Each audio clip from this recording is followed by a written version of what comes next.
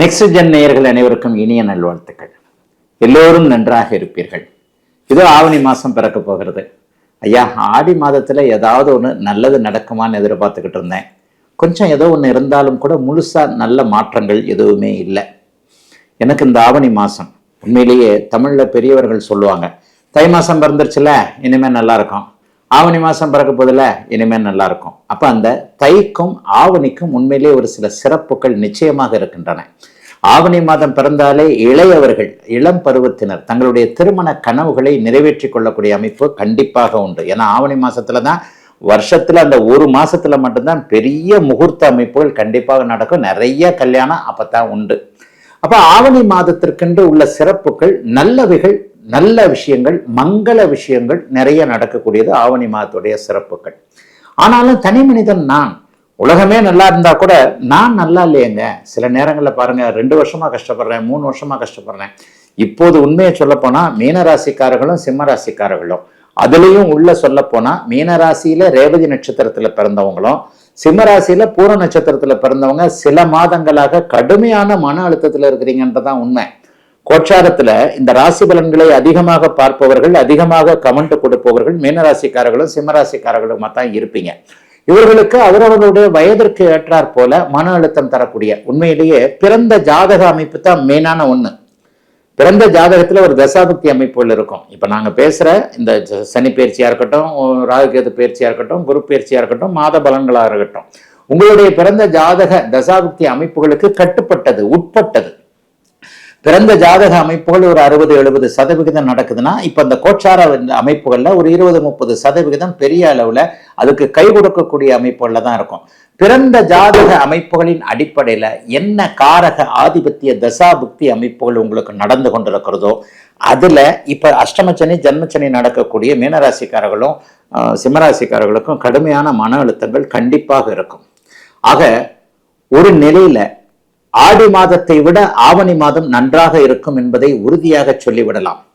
ஜன்மச்சனி அஷ்டமச்சனி நடந்து கொண்டிருப்பவர்களுக்கு கூட ஏதாவது ஒரு வகையில நல்ல பலன்கள் கண்டிப்பாக உண்டு. தமிழ் மாத பலன்கள் எப்படி சொல்லப்படுகிறது? ஏன் இப்படி என்னங்க ஸ்பெஷலா ஆவணி மாதத்திற்கு மட்டும் ஒரு சிறப்பு அப்படின்னு சொன்னா, மாதங்களின் நாயகன் சூரியன் தான். சூரியனுடைய இயக்கத்தை வச்சுதான் மாதங்களே அமைக்கப்பட்டிருக்கு. உலகம் முழுக்க இந்த வேத ஜோதிடம் என்கின்ற அமைப்புல 12 ராசி கட்டங்கள், நம்முடைய இந்திய அமைப்புல சூரியனுடைய இயக்கத்தை வைத்து 1ஆம் தேதியிலிருந்து 31ஆம் தேதி வரைக்கும், 30ஆம் தேதி வரைக்கும் சூரியன் எங்க இருக்கிறாரோ அதான் தமிழ் மாசம். ஆவணி மாதத்துல ஜோதிட ரீதியாக சூரியன் ஆட்சி என்கின்ற அதி அற்புத ஒரு நிலைமையில இருப்பார். இந்த ஆட்சி என்கின்ற அதி அற்புத நிலைமை அந்த வருஷத்துல ஒரு நாள் ஆட்சியா இருப்பார், வருஷத்துல ஒரு மாதம் உச்சமாக இருப்பார். அப்ப இந்த வருடத்துல ஒரு மாதம் ஆட்சியாக இருக்கக்கூடிய இந்த ஆவணி மாதம் மிகப்பெரிய நல்ல அமைப்புகளுக்கு, மங்கள விஷயங்களுக்கு போற்றப்படக்கூடியதாக. ஒளி கிரகம் சூரியன் இல்லையா? ஒளி கிரகம் வீட்டுல நல்லா விளக்கேற்றி வச்சுக்கிட்டு பல 4 டியூப்லைட்டை போட்டுக்கிட்டு, அந்த காலத்துல டியூப்லைட் இல்லாத இடங்கள்ல சாயந்தரமானா விளக்கேற்றிடுவாங்க. வாசல்ல ஒண்ணு, அதுல ஒண்ணு, இதுல ஒண்ணு, மாடத்துல ஒண்ணு, அதுல ஒண்ணு, கூடத்துல ஒண்ணுன்னு சொல்லிட்டு விளக்கேற்றி வைப்பாங்க. அந்த விளக்க வச்சு ஒளியை வச்சுத்தானே நம்முடைய வாழ்க்கை அமைப்புகளே இருக்கிறது. ஆக ஒளி மிகுந்த கிரகமான சூரியன் ஆட்சி நிலை பெற்றிருக்கக்கூடிய இந்த அமைப்பு இந்த மாதம் முழுவதும், ஆவணி மாதம் முழுவதும் ஆட்சி பெற்றிருக்கக்கூடிய அமைப்புகள் உண்டு. சூரியன் சம்பந்தப்பட்ட விஷயங்கள்லாம் நல்லா இருக்கும். அப்பாவுடைய அமைப்புகள் நல்லா இருக்கும். ஒவ்வொரு மனிதனுக்கும் அப்பாவுக்கு எதனா பிரச்சனைகள் இருந்தா கூட அந்த அப்பாவுடைய பிரச்சனைகள் கட்டுப்பட்டு மட்டுப்பட்டு இருக்கக்கூடிய அமைப்பு. அரசாங்கம் சம்பந்தப்பட்ட விஷயங்கள், பதவி உயர்வு சம்பந்தப்பட்ட விஷயங்கள், நெருப்பு சார்ந்த விஷயங்கள், எலக்ட்ரிக்கல் சார்ந்த விஷயங்கள், இதை கூட இருக்கிறவங்க எல்லாருக்குமே இந்த ஆவணி மாசம் உண்மையிலேயே நல்லா இருக்கும். ஐயா, மாத பலன்கள் அப்ப எப்படி தாங்கயா சொல்லப்படுகிறது? மாத பலன்கள் எப்படி சொல்லப்படுகிறது? போன மாதம் கூட இதை பத்தி பேசியிருப்பேன். மாத பலன்கள் மாதாந்திர கிரகங்கள்னு சொல்லப்படக்கூடிய சூரியன், செவ்வாய், சுக்கிரன், புதன் ஆகிய 4 கிரகங்களுடைய இயக்கங்களை வைத்து சொல்லப்படுகிறது.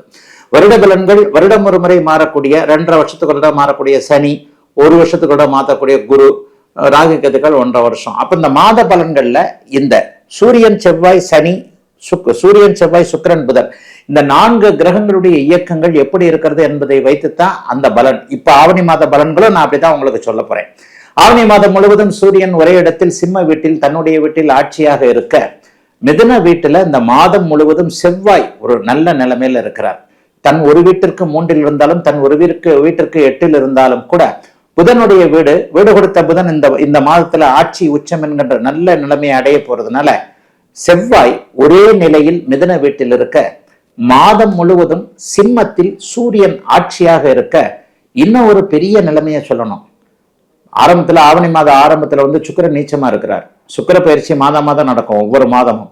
இந்த நீச்சமாக இருக்கக்கூடிய சுக்கிரன் இந்த ஆவணி மாதத்தின் பாதியில 15 செகண்ட் வாரம் 15-14 தேதிகளிலேயே உங்களுக்கு ஆட்சி என்கின்ற இன்னொரு நிலைமைக்கு வருகிறார்.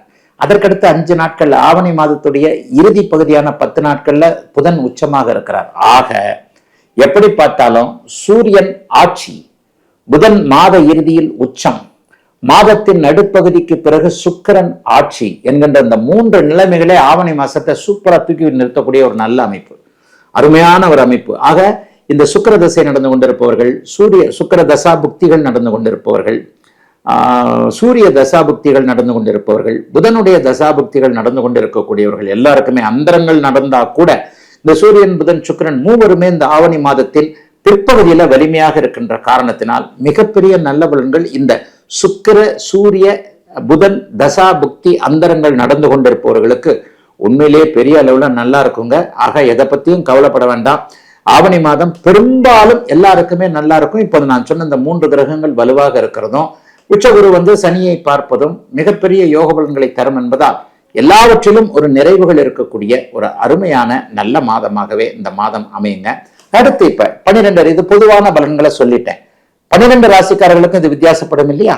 12 ராசிக்காரர்கள் ஒவ்வொரு விதமாக ஒவ்வொரு ராசிக்கும், இப்ப நான் சொன்ன மாதிரி இந்த ஆரம்பத்துல மீனராசிக்கு ஜென்மசனி, சிம்மராசிக்கு அஷ்டமச்சனி, இவர்கள் 2 பேருக்கும் கடுமையான மன அழுத்தங்கள் இருக்கின்றன. ஆக 12 ராசிக்காரர்களுக்கு தனித்தனியாக இப்போது இந்த ஆவணி மாத பலன்கள் எப்படி இருக்கும் என்பதை பார்த்தலாம்.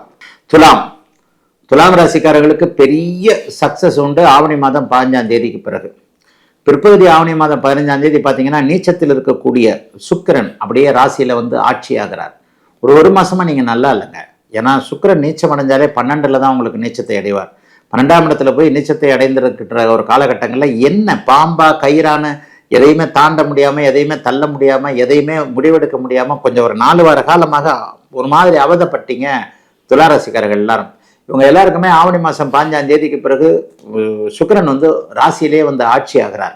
9ஆம் இடத்திலிருந்து ராசி வரைக்குமே கிரகமாளிகை யோகம் வரிசையா உட்கார்ந்துருக்கிறது உங்களுக்கு பெரிய யோகத்தை செய்யும். 9ல் செவ்வாய், 7 குடையவர் 2 குடையவர் 9ஆம் இடத்துல உட்கார்ந்துருக்க, 10ல் குரு, 11ல் லாபாதிபதியாகிய சூரியன் மாதம் முழுவதும் வலிமையாக இருக்கிறார்.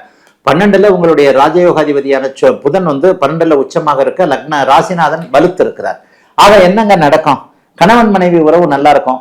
கணவனால இது வரைக்கும் இருந்து வந்த தொல்லைகள் துளாராசிக்கார சகோதரிகளுக்கு கண்டிப்பா இருக்காது. என்னதான் சண்டை போட்டாலும் அது என் புருஷன்பா, அவர்லாம் ஒன்றும் அப்படிலாம் பண்ணியிருக்க மாட்டார்ன்ற மாதிரியாக என்னுடைய கணவன் என்கின்ற ஒரு பெருமிதம் இருக்கக்கூடிய அமைப்பு, என்னுடைய மனைவி என்கின்ற பெருமிதம் துளாராசிக்கார ஆண்களுக்கு இருக்கக்கூடிய அமைப்புன்னு குடும்பத்துல ஓரளவுக்கு நல்லவைகள் நடக்கக்கூடிய அமைப்புகள் இப்போது கண்டிப்பாக உண்டுங்க. பெரிய நிம்மதியான அமைப்புகள்லாம் இந்த மாதத்திலிருந்தே ஆரம்பிக்குது. 2, 7 குடையவர்கள் 9ஆம் இடத்துல இருக்கனால மனைவியால் தனம், கணவனால் தனம், பணவரவுகள் இருக்கக்கூடிய அமைப்புகள் இப்போது உண்டு. 10ஆம் இடத்துல குரு பகவான் வலுத்து இருக்கிறார். உச்சமாகி அவரும் 2ஆம் வீட்டை பார்க்கிறாரு. இது வரைக்குமே கடன்ல அப்படி இருந்தேன் இப்படி இருந்தேன்ற மாதிரியாக ஏதோ ஒரு விதத்தில் கடன் தொல்லைகள், கடனை அடைக்க வேண்டும் என்றால் வருமானம் தானே வரணும். அந்த வருமானம் வர ஆரம்பிக்கின்ற நல்ல மாதமாக இந்த மாதம் அமைஞ்சிருக்கு. லாபாதிபதினு சொல்லப்படக்கூடிய 11ஆம் அதிபதியாகிய சூரியன் ஆவணி மாதம் முழுவதுமே ஆட்சியாக இருக்கிறார். ஆக எதுவும் தொட்டது துலங்கக்கூடிய நல்லவைகள் அதிகம் நடக்கக்கூடிய மாதமாக இந்த மாதம் இருக்கு. அரசாங்க வேலைக்காக முயற்சி செய்து கொண்டிருப்பவர்களுக்கு இந்த வருடமே அரசாங்க வேலை கிடைப்பதற்கான ஒரு முன்னேற்பாடுகள் நடக்கக்கூடிய மாதமாக ஆவணி மாதம் இருக்கும். அது அவரவருடைய பிறந்த ஜாதக அமைப்பிற்கு ஏற்றாற் போல இந்த பலனை அப்படியே நீங்க பொருத்தி பார்த்துக்கிட்டீங்கன்னா கரெக்டா இருக்கும். வியாபார பெருமக்களுக்கு லாபம் கிடைக்கும். வியாபார பெருமக்கள் தொழில் முனைவர்களுக்கு வேண்டுமென்றே பொருட்களின் விலையை குறைத்து கொடுத்து உங்களுக்கு எதிரில் கடை போட்டிருந்தா தொழில் போட்டிருந்தவர்களுடைய அந்த அவர்களை அப்படியே அப்புறப்படுத்தக்கூடிய அமைப்புலாம் இப்போது நடக்கும். ஆக வியாபாரிகள், விவசாய பெருமக்கள், வேலை செய்யக்கூடியவர்களுக்கு பதவி உயர்வு, சம்பள உயர்வு, இந்த மாதிரியான விஷயங்கள்லாம் 11ஆம் இடம் வலுத்திருக்கிறதுனால எல்லாம் நடக்கக்கூடிய அமைப்புங்க. மிக மிக முக்கியமாக நீங்க சந்தோஷமா இருப்பீங்க. 15 நாள் ஒரு மாதிரியாகவும் 15 நாள் இன்னொரு மாதிரியாகவும் இருக்கும். முதல் 15 நாட்கள் நல்லா இருக்காது. பயணத்தில் செலவுகள் அப்படி இப்படின்னு ராசிநாதன் 12ஆம் இடத்துல இருக்கனால முதல் 15 நாட்கள் கொஞ்சம் டல் அடிக்கிற நீங்க பிற்பகுதி 15 நாட்கள் ராசிநாதன் ராசியிலேயே துளாராசியிலேயே உட்கார்றதுனால எதையும் சாதிக்கக்கூடிய நல்ல மாதமாக அமைந்திருக்கிறது துலாம் ராசிக்காரர்களுக்கு இந்த ஆவணி மாதம்.